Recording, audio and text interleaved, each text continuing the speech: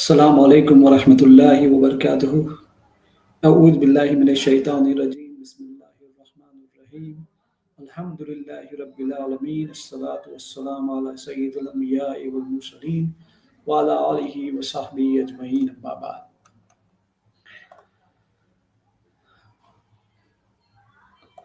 अल्लाह सुब्हानहू व तआला ने कुरान करीम में एक आयत नाज़िल फरमाई है। सूरह अनाम की एक आयत है, कुल फलिल्लाहिल हुज्जतुल बालिगा, कि ऐसी दलील जो दिलों को छू जाए वो तो सिर्फ अल्लाह ही के पास है। और आज मुफ्ती शमाइल नदवी ने ये फिर से साबित कर दिया। और फिर से मेरी मुराद ये है कि मुफ्ती शमाइल नदवी से पहले और भी बहुत सारे इस्लामिक स्कॉलर्स ने अपने डिबेट्स में एथीस्ट के साथ जो डिबेट्स होती है उसमें ये वो साबित करते रहे हैं। और आज मुफ्ती शमाइल नदवी ने भी ये साबित कर दिया कि ऐसी दलील जो दिलों को छू जाए वो तो सिर्फ अल्लाह ही के पास है। आज की ये जो डिबेट है या जो डिबेट थी वो एक ऐतिहासिक डिबेट थी। इस डिबेट का इंतज़ार मुस्लिम इंडिया की जो मुस्लिम पॉपुलेशन है और ख़ासकर नौजवानों की पॉपुलेशन है जो इन सब चीज़ में दिलचस्पी रखते हैं, उनमें बड़ी बेसब्री से इस चीज़ का इंतज़ार था। और ये इंतज़ार आज से नहीं, ये इंतज़ार कई महीनों से था। जब पहली बार मुफ्ती यासिर नदीम अल वाजिदी साहब ने जावेद अख्तर साहब को ये डिबेट का इनविटेशन भेजा था। खैर उस वक्त नहीं हो पाया, लेकिन इस वक्त जब मुफ्ती शमाइल नदवी ने वो इनविटेशन एक्सटेंड किया तो जावेद अख्तर साहब ने उसे कबूल किया, कुछ शर्तें रखी और उसके नतीजे में आज ये डिबेट हुई। इस डिबेट को मॉडरेट कर रहे थे लल्लन टॉप के सौरभ द्विवेदी साहब, जो उन्होंने काफ़ी बखूबी अपने रोल को निभाया इस पूरे डिबेट के दौरान। ये जो डिबेट है ये मैं इसे ऐतिहासिक डिबेट इसलिए कह रहा हूँ क्योंकि जैसे मैंने बताया कि जावेद अख्तर साहब एक मशहूर बॉलीवुड पर्सनालिटी है और क्योंकि वो मेन स्ट्रीम मीडिया में काफ़ी वक्त गुजारते हैं अपना लोगों से बात करके पॉडकास्ट पर या फिर बड़े-बड़े फोरम्स में जाकर, तो वो क्योंकि एक एथीस्ट है तो उन्होंने अपना एथीस्टिक वर्ल्ड व्यू जो है वो लोगों के सामने रखते हैं। और जावेद अख्तर साहब बहुत अच्छे शायर हैं, वो लिरिक्स भी लिखते हैं, तो ज़ाहिर-सी बात है उनकी जो उनके जो एक्सप्रेशंस हैं, उनके जो बोलने का अंदाज़ है या तरीका है वो बहुत लोगों को माइल करता है या लोग उससे मुतासिर हो जाते हैं। यही वजह है कि जब वो बड़े-बड़े फोरम्स में जा कर के बड़े-बड़े फोरम्स में जाकर डिबेट करते हैं या फिर गॉड के एग्जिस्टेंस को डिस्प्रूव करने के लिए आर्ग्यूमेंट्स देते हैं, तो लोग उनकी बातों से बहुत मुतासिर हो जाते हैं। और मैं यहाँ लोगों की मुराद यहाँ पे सिर्फ मुस्लिम्स नहीं है, यहाँ पे और भी मज़हब के लोग हैं, क्योंकि जिन फोरम्स में वो अक्सर जाया करते हैं वहाँ पे मुस्लिम पॉपुलेशन के साथ और भी लोग होते हैं, तो और भी मज़हब के लोग होते हैं। तो ये उनके लिए भी एक कंसर्निंग सी चीज़ है।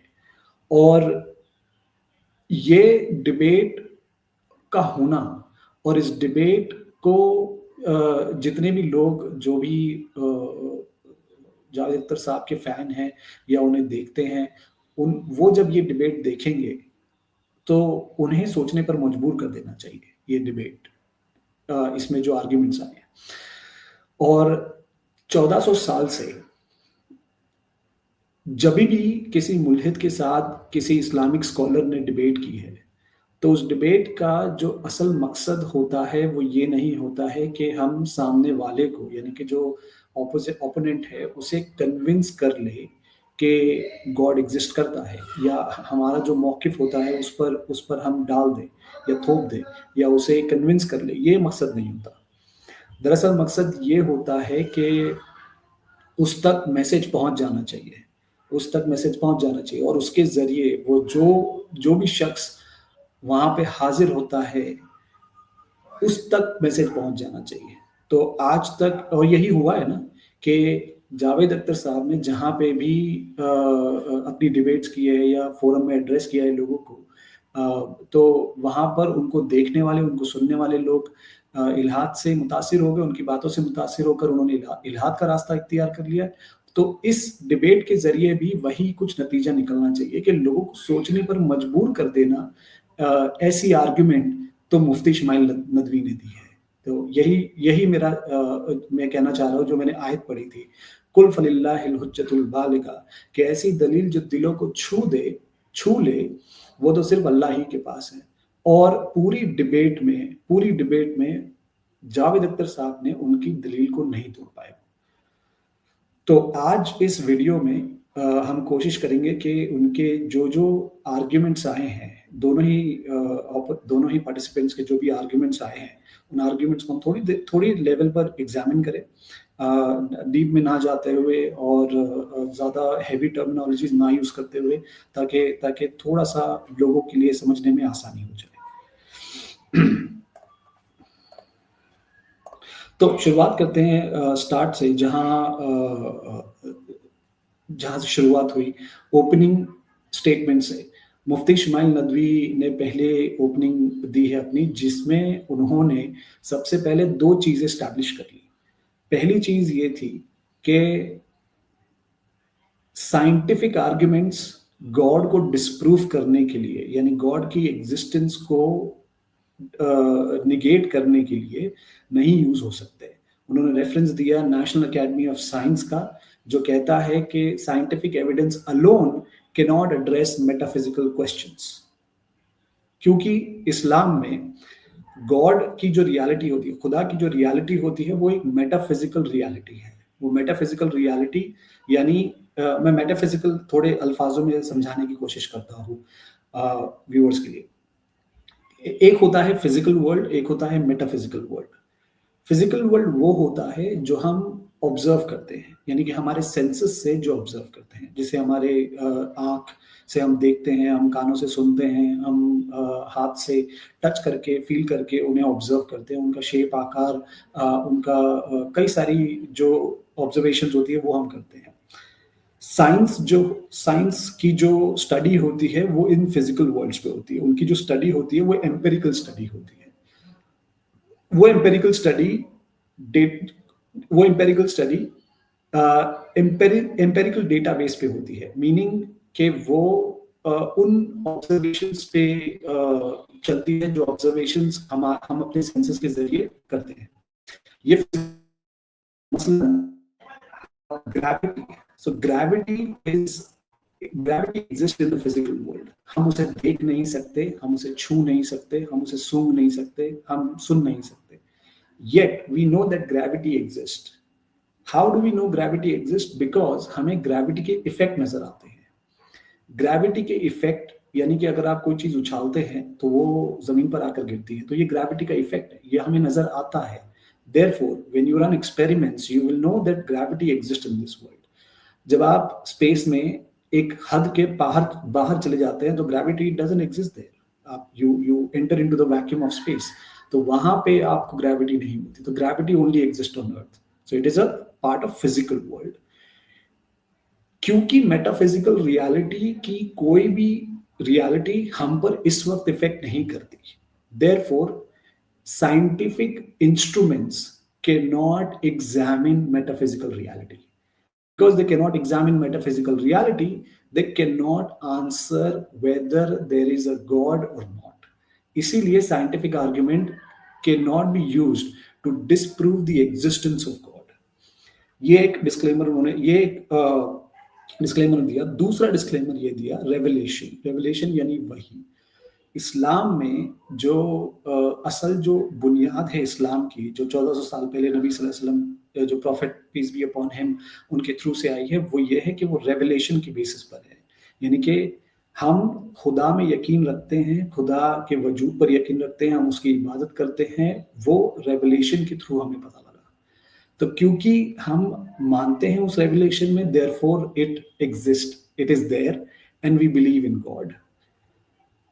लेकिन एथीस्ट के नजदीक वो रेवलेशन एग्जिस्ट नहीं करता, तो उसके लिए रेवलेशन की जो आर्ग्यूमेंट्स होंगी वो नहीं यूज कर सकते, बिकॉज ही डजंट। सो यहाँ पर scientific argument Islamic scholar accept नहीं करेगा, सिमिलरली जो एथीस्ट है वो रेवलेशन एक्सेप्ट नहीं करेगा। मुफ्ती शमाइल नदवी ने एक चीज़ क्लियर कर दी इन दोनों के बाद में कि जो भी आर्ग्यूमेंट्स आएँगे वो लॉजिक होंगे, वो इंटेलेक्चुअल आर्ग्यूमेंट होंगे, वो रैशनल आर्ग्यूमेंट होंगे, emotional arguments will not be valid. हालाँकि जब आप देखेंगे एंड तक जावेद अख्तर साहब थोड़े इमोशनल आर्ग्यूमेंट देने लग गए थे, जब वो रेप की या फिर वो गज़ा के लोगों की बात कर रहे थे। ख़ैर वो एक अलग आर्ग्यूमेंट उसका भी जवाब मुफ्ती शमाइल नदवी ने दिया था। उन्होंने एक चीज़ पॉइंट आउट की मुफ्ती शमाइल नदवी ने, वो ये थी कि एथिज़्म के जो अक्सर आर्ग्यूमेंट्स होते हैं, they are from ignorance and dogmatism. ये उनकी ओपनिंग स्टेटमेंट थी। उसके बाद जावेद अख्तर साहब की ओपनिंग स्टेटमेंट में सबसे पहले उन्होंने एडमिट कर लिया that he has very limited knowledge of science, which is okay, but उन्होंने फिर हिस्टोरिकल आर्गुमेंट पेश करने शुरू किए, जहाँ पे वो ये बताते हैं कि हिस्ट्री में the gods were all mortar, यानी कि फ़ानी थे। वो पैदा हुए थे और वो पैदा होने के बाद मर भी गए थे, जो इंसानी फितरत, जो इंसान की एट्रीब्यूट्स होती है कि इंसान पैदा होता है और इंसान मर जाता है। खुदा हमारे नज़दीक यानी इस्लाम के नज़दीक पैदा नहीं होता और ना ही वो मरता है इस्लाम में, हमारे नज़दीक। तो वो देयरफॉर हम खुदा नहीं हो सकता। तो हम जिन लोगों की बात जावेद अख्तर साहब यहाँ पे कर रहे थे हिस्ट्री में, कि जिन खुदाओं की जो पैदा होते मर जाते हैं, उन्हें हम खुदा नहीं मानते। वो एक ये कहते हैं कि religion demands faith, which means accepting the unprovable if proven, यानी कि रिलीजन ये चाहता है, रिलीजन आपसे कहता है कि आप मुझ पर ब्लाइंड फेथ रखो, और जब कोई एविडेंस आ जाए कि वो प्रूव हो जाए कि वो जो ब्लाइंड फेथ है वो गलत है, तो आपका जो बिलीफ है वो क्रैश हो जाएगा, यानी वो कोलैप्स हो जाएगा। अब यहाँ पे मैं एक चीज़ बता देता हूँ कि इसके जवाब में मुफ्ती शमाइल नदवी का जब अगला राउंड आया रिबटल का, तो उन्होंने दो बातें कही। पहली बात ये कही कि faith can be correct, faith can be true, faith can be false, sorry, faith can be right and faith can be wrong. फिर दूसरी बात कही, belief can be right, belief can be wrong. अब मैं यहाँ पर एक चीज़ एड्रेस करता हूँ कि फेथ और बिलीफ में डिफरेंस क्या है। फेथ जो होता है उसे अक्सर ट्रस्ट कहते हैं, ट्रस्ट या कन्विक्शन कहते हैं, बट अक्सरियत में ये होता है कि you have trust on someone without any evidence. इसकी मैं एक मिसाल देता हूँ कि मान लीजिए आप चाहते हैं कि आपका जो फ्रेंड है वो कुछ काम कर ले आपके लिए, ठीक है, आप यानी आपका कुछ काम है, पर्सनल काम है, वो कर ले। अब क्योंकि ऐसा काम उसने पहले किया नहीं है, आपके फ्रेंड ने कभी किया नहीं है, तो आप ना ही यकीन कर सकते हैं कि वो कर पाएगा या नहीं, ना ही इस चीज़ को डिनाई कर सकते हैं कि वो कर पाएगा या नहीं। तो आपको नहीं पता कि वो करेगा या नहीं करेगा। Therefore you don't have any knowledge, you will have blind faith on your friend that for the sake of friendship वो कर लेगा। ये ब्लाइंड फेथ है, ब्लाइंड फेथ, कि आपके पास कोई एविडेंस नहीं है, आपके पास कुछ भी नहीं है, कोई रैशनैलिटी नहीं है, लेकिन आप एक ब्लाइंड फेथ के बेसिस पर ये समझते हैं, ये सोचते हैं कि वो कर लेगा। फिर जब वो सही में कर लेता है, फॉर एग्जाम्पल, तो आपका जो बिलीफ है, आपका जो फेथ है, it turns into a belief now. क्यों belief? Because now you have observed, now you have an evidence, now you have a rationality कि मैंने इसे काम दिया था, वो उसने काम बखूबी किया और उसने मेरा भरोसा जीत गया। That is what belief is. तो बिलीफ को इस्लाम में अकीदा कहते हैं। तो अकीदा जो हमारा, यानी इस्लाम में जो अकीदा होता है, इस्लाम में अकीदे की जो बुनियाद होती है वो लॉजिकल और वो रैशनल होती है। अकीदा कैसा? अकीदा ये कि खुदा एग्जिस्ट करता है, खुदा के जो एट्रीब्यूट्स है वो एग्जिस्ट करते हैं, वो खुदा के एट्रीब्यूट्स होते हैं, उन सारे एट्रीब्यूट्स पर यकीन लाना, जन्नत और जहन्नम पर यकीन लाना। हालांकि हमने देखा नहीं है, लेकिन हम यकीन करते हैं वो इसलिए क्योंकि वो एक लॉजिकली, डिडक्टिवली रैशनल आर्ग्यूमेंट्स हैं। Therefore, our belief in these unseen is valid. We believe that. ठीक है, वो अकीदा है हमारा, वो बिलीफ है हमारा। हम ऐसा नहीं है कि हम फेथ रखते हैं। हाँ, ऐसा हो सकता है कि मुसलमानों में अक्सरियत पाई जाती है कि कई सारे लोग इस पर यकीन रखते हैं, लेकिन इसकी जो रैशनैलिटी है वो उन्हें नहीं पता। इसका मतलब ये नहीं होता कि उनके पास उनके के इस्लाम में उनकी रैशनैलिटी अवेलेबल नहीं है या उनका लॉजिक अवेलेबल नहीं है। मसलन आप किसी मुसलमान से पूछ लीजिए कि आपने जन्नत-जहन्नम नहीं देखी है, तो आप कैसे बिलीव ला सकते हो उसके ऊपर बिलीव कर सकते हो उसके ऊपर? तो हो सकता है उसके पास आंसर अभी ना हो, लेकिन इसका मतलब ये नहीं है कि आंसर अवेलेबल नहीं है, ठीक है? तो हमारा जो अकीदा है वो बिलीफ जो है that is based on logic, that is based on rationality, ठीक है? अक्सरियत मुसलमान को शायद ये नहीं पता होगी। अब यहाँ पे जावेद अख्तर साहब ने ये बात बोली थी, जिसके रिप्लाई में रिबटल में मुफ्ती इस्माइल नदवी ने ये चीज़ कही। मुफ्ती इस्माइल नदवी ने अपने फर्स्ट रिबटल राउंड में कंटिंजेंट बीइंग कहा कि contingent being can not be God, और डिबेट के आखिर तक जावेद अख्तर साहब कंटिंजेंट का मीनिंग पूछते रहे। तो ये जो कंटिंजेंट का मीनिंग है, कंटिंजेंट का मतलब होता है डिपेंडेंट बीइंग्स। डिपेंडेंट बीइंग्स यानी जैसे हम, इंसान डिपेंडेंट है। किस पर डिपेंडेंट? हमें ज़िंदा रहने के लिए खाने की ज़रूरत है। खाने के लिए we are dependent on animals, plant, food and everything, ठीक है? उसी तरह जो जानवर है, वो जानवर भी डिपेंडेंट है किसी न किसी चीज़ पर। जो फल हम खाते हैं, जो फ्रूट्स खाते हैं, जो सब्जियाँ खाते हैं, वो सब्जियाँ भी डिपेंडेंट है सूरज पे, बारिश पे, ताकि वो बढ़ सके, ताकि वो फलदार हो जाए। तो हर चीज़ जो इस दुनिया में है वो डिपेंडेंट है, ठीक है? ये सारी चीज़ किसी ना किसी पर डिपेंडेंट है, और जिस पर डिपेंडेंट है, वो चीज़ डिपेंडेंट नहीं हो सकती, ठीक है? जिसे हम नेसेसरी एक्जिस्टेंट कहते हैं। नेसेसरी एग्जिस्टेंट यानी कि इन सब चीज का डिपेंडेंट होना किसी चीज पर, फिर उसका डिपेंडेंट होना, फिर उसका डिपेंडेंट होना, और ऐसे करते करते करते करते आप पहुंच जाएंगे नेसेसरी एग्जिस्टेंट पर। और यही चीज मुफ्ती इस्माइल नदवी अपनी आर्ग्यूमेंट्स अपने राउंड में हर बार ये प्रूव करते आ रहे थे। लेकिन जावेद अख्तर साहब को शायद इस आर्ग्यूमेंट की जो डेप्थ है वो उनके समझ में नहीं आई। खैर, इससे रिलेटेड एक और आर्ग्यूमेंट उन्होंने दिया था जो इन्फिनिट रिग्रेस का था, और जो मेरे ख्याल है कि मुफ्ती यासिर नदीम अल वाजदी उसी डिबेट में वहाँ मौजूद थे, और जब ऑडियंस Q&A राउंड चल रहा था तो उन्होंने ये चीज़ पूछी कि इन्फिनिट रिग्रेस को आप लॉजिकल फैलेसी मानते हैं या नहीं मानते हैं? जिसके जवाब में जावेद अख्तर साहब ने तो कह दिया कि वो नहीं मानते, लेकिन वो नहीं मानते। ये जो मकसद था उनके सवाल पूछने का, वो यही मकसद था कि वो इस जवाब से उनके ये साबित हो जाए कि इनके जो आर्ग्यूमेंट्स हैं वो ज़न्नी है, इनके जो रिस्पॉन्सेज हैं वो खोखले रिस्पॉन्सेज हैं, जो साबित हो गया, ठीक है? फिर जावेद अख्तर साहब के रिबटल राउंड में वो कहते हैं रिलीजन्स ओमिट साइंटिफिक फैक्ट्स, और यहाँ पे मैं फिलहाल इस्लाम की तरफ से बात कर रहा हूँ, लेकिन आई एम नॉट श्योर कि बाकी मजहबों की किताबों में कहाँ क्या लिखा हुआ है क्या नहीं लिखा हुआ है, वो बेहतर जानते हैं। मैं यहाँ पर जो एनालिसिस कर रहा हूँ वो एक इस्लामिक पर्सपेक्टिव से कर रहा हूँ, कि जो लोग इसे देखेंगे तो इंशाअल्लाह उम्मीद है कि वो इस पर गौर करेंगे। जावेद अख्तर साहब ने एक आर्ग्यूमेंट दिया, अपने दिया, एक रिबटल राउंड में एक बात कही, रिलीजन अक्सर साइंटिफिक फैक्ट्स को ओमिट कर देता है। फॉर एग्जांपल, कि किसी भी किताबों में कोई भी रिलीजन डायनासोर की बात नहीं करता। ये कोई आर्ग्यूमेंट नहीं हुआ, ना ही कोई आर्ग्यूमेंट का रिबटल हुआ। वो इसलिए क्योंकि जिस तरह ओके, तो डायनासोर की खोज या डायनासोर का जो एविडेंस है वो, और मजहबों की किताबें, ये दोनों अलग चीज़ है। ये दोनों अलग पैराडाइम या अलग अलग पर्पस है इनका, ठीक है? ये दोनों का पैराडाइम जो है वो बहुत अलग है। कि डायनासोर का होना ये बताता है, डायनासोर के जो एविडेंसेस है वो ये बताते हैं कि एक वक्त में डायनासोर मौजूद थे, ठीक है?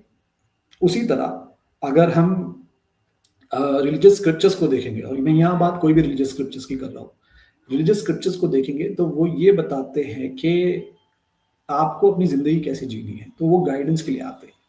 वो जो जो सोसाइटी है, जो इंसान की ज़िंदगी है, उसको गाइड करने के लिए आते हैं। उनका मकसद कभी ये नहीं होता कि वो ये बताए कि हिस्ट्री में क्या-क्या हुआ है, माज़ी में क्या-क्या हुआ है। वो हिस्ट्री बुक तो नहीं है, वो तो गाइडेंस के लिए आई है। तो आप अगर उसमें हिस्ट्री तलाश करेंगे तो नहीं मिलेगी, ठीक है? तो ये मेरे ख़्याल में ये एक एक इलॉजिकल स्टेटमेंट था। खैर यही तो बात है ना कि जो मुल्हिद की जो अक्सर बातें होती है वो इग्नोरेंस की तरफ से आती है। एक और बात उन्होंने उसी राउंड में कही थी, टेक्नोलॉजी जो जो रिलिजन फॉलो करता है, वो रिलिजन क्योंकि ये सिखाता है इंसान को सवाल मत करो, तो इसलिए सवाल नहीं करते। लेकिन पास्ट में आज तक जो टेक्नोलॉजिकल एडवांसमेंट्स हुए हैं, जो एडवांसेस हुए हैं, जो टेक्नोलॉजी आई है, जो साइंटिफिक एक्सपेरिमेंट्स, रिसर्च हुआ है, वो इस वजह से हुआ है कि लोगों ने सवाल पूछा। तो वो ये कहना चाहते हैं कि जो लोगों ने सवाल पूछा, वो गॉड के अगेंस्ट गए, क्योंकि गॉड तो ये बताता है कि सवाल नहीं पूछना है, या मज़हब ये बताता है सवाल तो नहीं पूछना है। ये भी वो साइंटिफिक फैक्ट्स यानी डायनासोर की तरह अलग-अलग हैं। इस्लाम और ये आप अक्सर उलमा जो इस्लामिक स्कॉलर्स हैं उनसे भी सुनेंगे, और जो मुफ्ती शिमाइल नदवी ने भी ये चीज़ बहुत ही बेहतर अंदाज में ये बताई है कि इस्लाम साइंस को तर्क नहीं करता, यानी हम साइंस को निगेट नहीं करते। हम ये नहीं कहते कि साइंस रिलीजन का दुश्मन है, ऐसा कभी नहीं है। बल्कि हम साइंस को उसकी जो हैसियत है, असल जो हैसियत है उसमें ट्रीट करते हैं। मसलन साइंस हमारे लिए एक टूल है। साइंस की जो स्टडीज़ है या रिसर्च है या एडवांसमेंट्स है, टेक्नोलॉजी है, वो हमारे लिए टूल है। जैसे मैं भी आपसे इतने सारे टूल्स के ज़रिए बात कर रहा हूँ या मैसेज दे रहा हूँ। ये टूल्स है, ये साइंटिफिक डिवाइसेज़ है जो मैं यूज़ कर रहा हूँ। उसी तरह जो यूट्यूब स्ट्रीमिंग दोपहर में चल रही थी डिबेट की, वो भी साइंटिफिक डिवाइसेज़ से हो रही थी। तो हम बिलीफ रखते हैं इस बात हम इस बात पर यकीन रखते हैं कि साइंस हमें हमारी ज़िंदगी को आसान करता है। येस, रोज़मर्रा की जो ज़िंदगी होती है वो आसान करता है, लेकिन हमारी ज़िंदगी का जो असल मकसद है, उसमें साइंस एक बड़ा रोल नहीं प्ले करता। ठीक है? बड़ा रोल नहीं प्ले करता। मसलन अभी कुछ दिन पहले मैं एक एथीस्ट की वीडियो देख रहा था। उसमें वो कहता है कि मैंने इस्लाम इसलिए छोड़ दिया क्योंकि उसने कहीं दूर-दराज में कोई साइंटिफिक पेपर या रिसर्च था, उसमें ये बताया गया था कि किसी टेलीस्कोप ने, किसी स्पेस में सैटेलाइट ने कहीं पर दूर गैलेक्सी में एक यूनिवर्स में एक गैलेक्सी फॉर्म होते हुए कैप्चर किया, यानी कि जो बिग बैंग होता है या स्टार सुपरनोवा होने की वजह से जो यूनिवर्स बनता है या गैलेक्सी बनती है, उसको ऑब्जर्व किया। क्योंकि उसको ऑब्जर्व किया तो ये सब बातें कुरान में नहीं लिखी है, और ये सब बातें हमारे उलमा हमें नहीं बताते, तो इसलिए मैंने इस्लाम छोड़ दिया। उसकी वो मतलब सिर्फ़ उसलिए नहीं, वो एक रीज़न था, वो कई रीज़न्स में से वो भी एक रीज़न था उसके इस्लाम छोड़ने का। ये तो कोई रीज़न नहीं था। क्योंकि दोनों की फ़ील्ड अलग है, साइंस अलग है और रिलिजन अलग है। दोनों को कंपेयर नहीं कर सकते, दोनों को एक-दूसरे के ऊपर हावी भी नहीं कर सकते, क्योंकि दोनों का पैराडाइम जस्ट लाइक डायनासोर, दोनों का पैराडाइम अलग है। तो ये भी आर्गुमेंट, या फिर इसको मैं बोलूँगा ये भी कोई स्टेटमेंट ख़ास है नहीं। है, तो इसके बाद में और भी बहुत सारी बातें और आर्ग्यूमेंट्स हुए। गॉड ऑफ द गैप्स की explanation, complexity, points to design. एक चीज़ मैं यहाँ पे बता दूँ कि गॉड ऑफ द गैप्स या गॉड ऑफ गैप्स अक्सर ये लोग ये आर्ग्यूमेंट दिया करते हैं, लेकिन इसमें ये होता है कि साइंस हमें वाक़ई में ये बताती है कि फिज़िकल वर्ल्ड कैसे काम करता है। और फिजिकल वर्ल्ड की जो कॉम्प्लेक्सिटीज़ है वो साइंस बताती है। और ये कभी उम्मीद नहीं रखिए या कभी इस बात पर यकीन मत रखिए कि रिलिजन हमें ये बताएगा कि दुनिया की कॉम्प्लेक्सिटी कैसे काम करती है, यानी इस फिजिकल वर्ल्ड की कॉम्प्लेक्सिटीज़ जो है वो कैसे काम करती है, यानी ब्लैक होल, वार्म होल ये कैसे काम करते हैं, ये रिलिजन नहीं बताएगा हमें। क्योंकि रिलिजन नहीं बताएगा, therefore religion doesn't know anything, and science knows everything, therefore science is superior than religion. Absolutely not. Once again I am saying कि रिलिजन और साइंस ये दोनों अलग पैराडाइम है, इन दोनों का कोई कंपैरिजन नहीं है। ठीक है? रिलिजन को गाइडेंस के लिए भेजा गया है। रिलिजन की जो किताबें होती हैं वो गाइडेंस के लिए आती है, वो इंसान की ज़िंदगी के लिए, सोसाइटी को मैनेज करने के लिए आती है। और जो साइंस है, वो साइंस लोगों की ज़िंदगी आसान करने के लिए आती है, ताकि रोज़मर्रा की जो ज़िंदगी है उसमें तुम्हें आसानी मिले, जो हम करते हैं। ठीक है? जितना साइंस तरक्की करेगा, और ये सवाल पूछने से ही तरक्की होगी, और वी एनकरेज, इस्लाम में एनकरेजमेंट है सवाल पूछने की, लेकिन ये भी है कि हर इंसान जो सवाल पूछता है, ज़रूरी नहीं है कि उसकी समझ में हर चीज़ आ जाए। मसलन कोई शख्स ये पूछ सकता है कि फलाँ हदीस के बारे में या फलाँ आयत के बारे में या फलाँ नबी के बारे में वो कई सारे क्रिटिकल क्वेश्चन कर सकता है। सेम गोज़ फॉर साइंस, वो साइंस के को लेकर भी कई क्वेश्चन्स कर सकता है। बट ज़रूरी नहीं है कि उस साइंस की या किसी भी चीज़ की जो रैशनल और लॉजिकल एक्सप्लेनेशन है, वो हर इंसान की समझ में आ जाए। तो क्योंकि इंसान की समझ में एक चीज़ नहीं आती और दूसरी चीज़ आ जाती है ईज़ी, तो उसे लगता है कि अरे ये ज़्यादा सुपीरियर है इस चीज़ से। ये मुझे नहीं समझ में आता कि ये कि इस कंक्लूज़न पर लोग कैसे पहुँचते हैं। ख़ैर, तो पॉइंट ये है कि जितना साइंस तरक्की करेगा और फिज़िकल वर्ल्ड की कॉम्प्लेक्सिटीज़ को जितना बयान करेगा, ठीक है? जितना डिस्कवर करेगा, जितना बयान करेगा, उतना ही एक मुसलमान का ईमान पक्का होते चले जाएगा, क्योंकि वो कॉम्प्लेक्सिटीज़ रैंडम नहीं हो सकती, ना ही है। ये इतनी कॉम्प्लेक्सिटीज़ अगर वो ये देखकर शॉक हो जाता है कि सच में अगर यूनिवर्स में इतनी कॉम्प्लेक्सिटीज़ है, तो ज़ाहिर है कि इसे कोई बनाने वाला होगा। इतनी कॉम्प्लेक्सिटीज़ रैंडमनेस से नहीं आती, ठीक है? जो एग्ज़ाम्पल वो बॉल का दे रहे थे या फिर वो जो आइलैंड का दे रहे थे, वो उसी उसी का एग्ज़ाम्पल है कि ये इतना खूबसूरत आइलैंड, उसमें पानी का एक बहाव और हर चीज़ का अपना एक निज़ाम की तरह चलना, एक सिस्टम की तरह चलना, एक के ऊपर एक हावी नहीं होना, ये सब चीज़ पॉइंट करती है एक सिस्टम की तरफ और सिस्टम वही बना सकता है जो नेसेसरी एक्सिस्टेंट है। अ, उसके बाद फिर क्रॉस एग्ज़ामिनेशन हुए, क्रॉस एग्ज़ामिनेशन में अब असल बात यहाँ पे आई। क्रॉस एग्ज़ामिनेशन में जावेद अख्तर साहब ने पहले तो ये बताया कि इफ़ गॉड इज़ ओमनीपोटेंट यानी खुदा अगर कादिर मुतलक है, तो फिर दुनिया में इतनी तबाही, इतना ज़ुल्म क्यों होता है? उन्होंने ये भी बोला आगे जाकर कि क्योंकि अ ये सब हो रहा है, तो और वो दुआएँ कबूल कर लेता है। जब कोई शख्स दुआ माँगता है, तो उसकी दुआ कबूल हो जाती है, लेकिन ये सब ठीक नहीं होता। तो ये सब क्यों नहीं ठीक होता? इसलिए तू अगर सब कुछ सुन सकता है और ये नहीं ठीक कर सकता, तो फिर तू कैसा खुदा? बाकायदा उन्होंने ऐसे कुछ अल्फ़ाज़ों का इस्तेमाल किया। ख़ैर ये कोई गलत अल्फ़ाज़ नहीं है, लेकिन पॉइंट ये है कि वो 2 चीज़ यहाँ पे एड्रेस कर रहे थे। एक चीज़ तो ये थी जो प्रॉब्लम ऑफ ईविल की थी कि दुनिया में ईविल क्यों है? दूसरा कि अगर ईविल है, तो खुदा उसके लिए कुछ करता क्यों नहीं है? इसका जवाब मुफ्ती शुमाइल नदवी ने बहुत अच्छे से दिया और यही चीज़ ऑडियंस में किसी ने 2 बार ये क्वेश्चन भी पूछा, तो उसका भी ख़ैर उन्होंने जवाब दिया। तो मुझे नहीं लगता मुझे इस बात पर फिर और आगे जवाब देने की ज़रूरत है। सब्जेक्टिव इंसाफ की बात भी उन्होंने की कि इंसाफ जो है वो एक ह्यूमन कॉन्सेप्ट है। ये मैंने ऊपर पॉइंट मिस कर दिया था जब ओपनिंग स्टेटमेंट या पहला रिबटल राउंड था, तो उसमें जावेद अख्तर साहब ने ये बोला कि इंसाफ जो है वो एक ह्यूमन कॉन्सेप्ट है। नेचर में तो नहीं मिलता इंसाफ, क्योंकि नेचर में नहीं मिलता तो यकीनन फिर इंसानों ने ही इसे बनाया होगा, इंसानों ने गढ़ लिया होगा। मैं इस पर एक बात बोलना चाहूँगा कि ये जो इंसाफ है यानी कि इंसाफ जस्टिस इन इटसेल्फ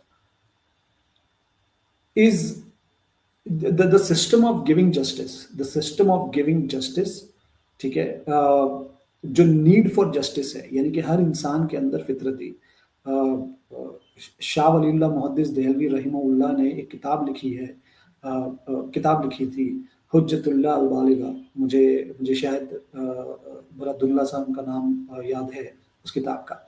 तो उस किताब में वो बताते हैं कि 3 चीज़ें इंसान की फितरत में हैं। पहली चीज़ सफाई, कि हर इंसान को सफाई ज़रूरी है, यानी कि हर इंसान अपने आप को साफ रखने की जद्दोजहद करता है, कोशिश करता है कि अगर कुछ लग जाए, कीचड़ उठ जाए तो वो फ़ौरन अपने आप को तलाशता है कि कहाँ पे मैं जाकर अपने आप को साफ कर सकूँ, तो ये उसकी फितरत में है। दूसरा अथॉरिटी, एक्सेप्टेंस ऑफ अथॉरिटी। हर इंसान किसी न किसी के अथॉरिटी में होता है, किसी न किसी की अथॉरिटी के अंडर होता है। आप सोसाइटी के किसी भी सेगमेंट में चले जाएँ, सेक्शन में चले जाएँ, चाहे वो कॉलेज हो, चाहे वो स्कूल हो, चाहे वो ऑफ़िस हो, कॉर्पोरेट हो, गवर्नमेंट हो, कोई भी हो। हर जगह एक अथॉरिटी फिगर होगा, ठीक है? वो डायरेक्टली हो सकती है, इनडायरेक्टली हो सकती है, वो कुछ भी हो सकता है, लेकिन एक अथॉरिटी फिगर होगा और उसकी अथॉरिटी एक्सेप्ट करना इंसान की फितरत में है।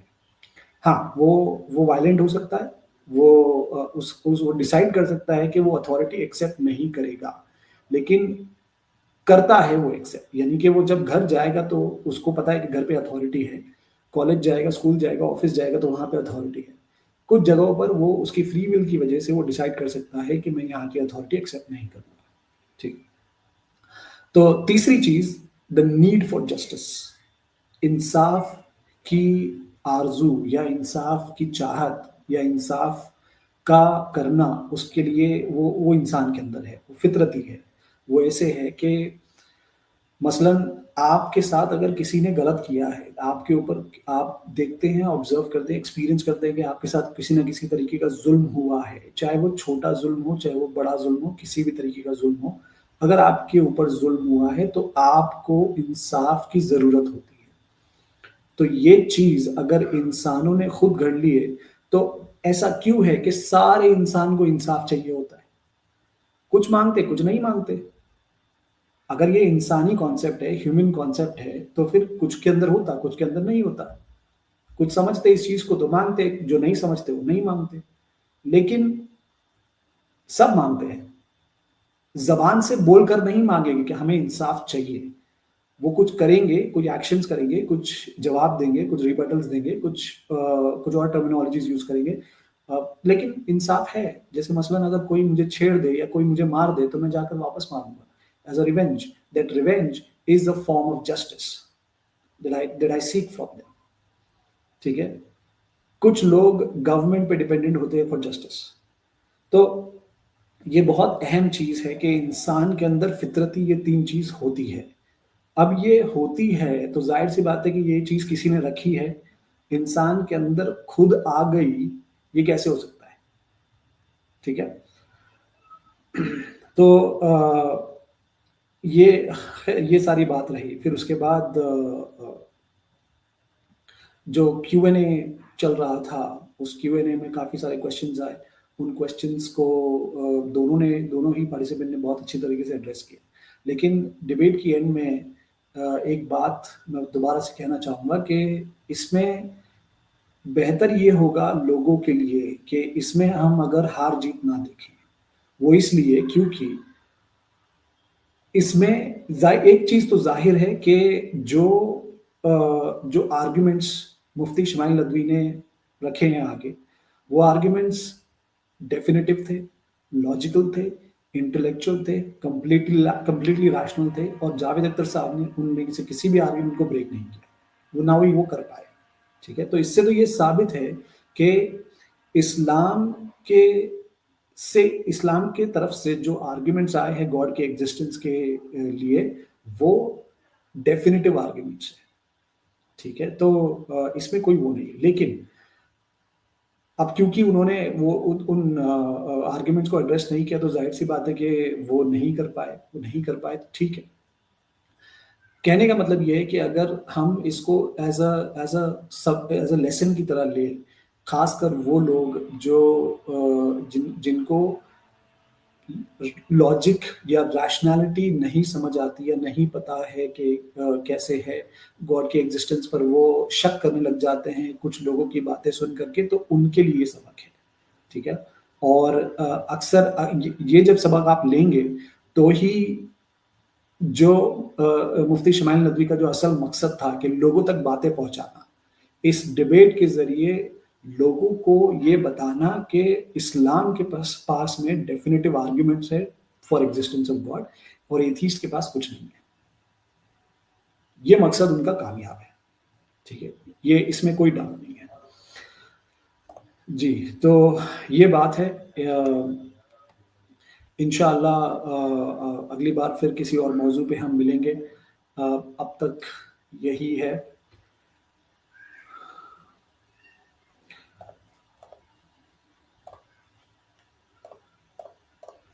बस दुआ ये है कि जो भी लोग जिन भी लोगों ने वो डिबेट देखी है, वो डिबेट को थोड़ा सीखे, समझे और उससे कुछ सबक हासिल करें और उस अपनी सोच पर गौर फिर दोबारा से गौर करें, अपने वर्ल्ड व्यू पर दोबारा गौर करें और इस बात इनके जो भी आर्ग्यूमेंट्स आए हैं, उन आर्ग्यूमेंट्स को अपने लेवल पर एग्ज़ामिन करें और अगर नहीं है उतनी मेंटल कैपेसिटी या कैपेबिलिटी के इस वक़्त आप उन आर्ग्यूमेंट्स को इवैल्यूएट कर सकें या नहीं, तो मेरे भाई आप लोगों को फिर थोड़ी-सी पढ़ाई करने की ज़रूरत है।